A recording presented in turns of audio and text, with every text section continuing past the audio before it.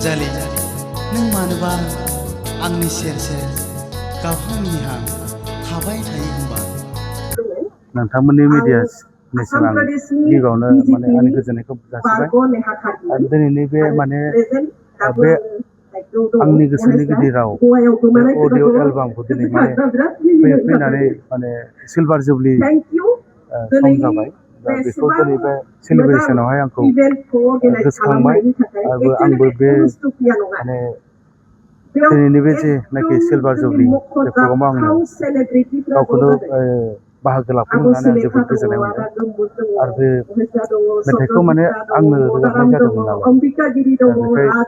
आं गावखौनो मोनसे प्राउड मोनदों मानो होनबा बे फार्स्ट टाइम बर'नि अडिअ माने एलबाम जोंनि एलबाममोन आरोखि बेखाय बे दिनै बे जे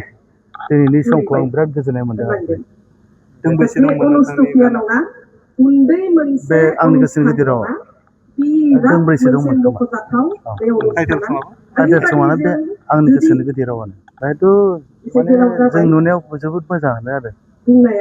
मोजांखौनो बेथ' आरो जोबोरै माने गोजोननाय गोजोनथाव माने जों बहुद गोबावनि उनाव दिनै बेहाय ज' जानो हाबाय दिनैनि बे सिलभार जुबलि प्रग्रामाव गोबां आर्टिस्टफोरखौ जों जयै लोगो मोननाय जाबाय बेखौ जोङो माने बे मेथाइनि लिरिक्सआ माबा जोंना महेश बिथाङानोमोन नामा बिनि नामा मा खालामोनलै महेशखौनो होननांगोन बेखौ थारमाने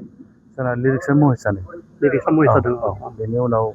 जेनेबा प्रडिउसाराबो महेशआनो लोगोसे जोंना बे मेथाइनि डिरेक्टर जोंना सत्यजित नार्जारिया मिउजिकआ बे केलकाता आर के पालनिमोन आरो रामकृष्ण पाल कलकाता बानायनाय जादोंमोन बिदिनो जोंथ' सिगां माने टाउनावनो लोगो मोनखायो नालाय बेहाय माने सानसे आंखौ लोगो हमनानै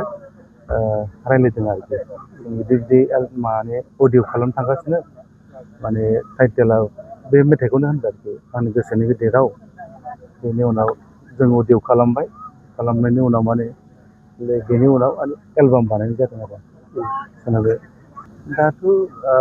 मिनिमाम माने मा होनो बेखौ 500 एबाबानो जासिगोन आरो अडिअखौ मेथाइ आरो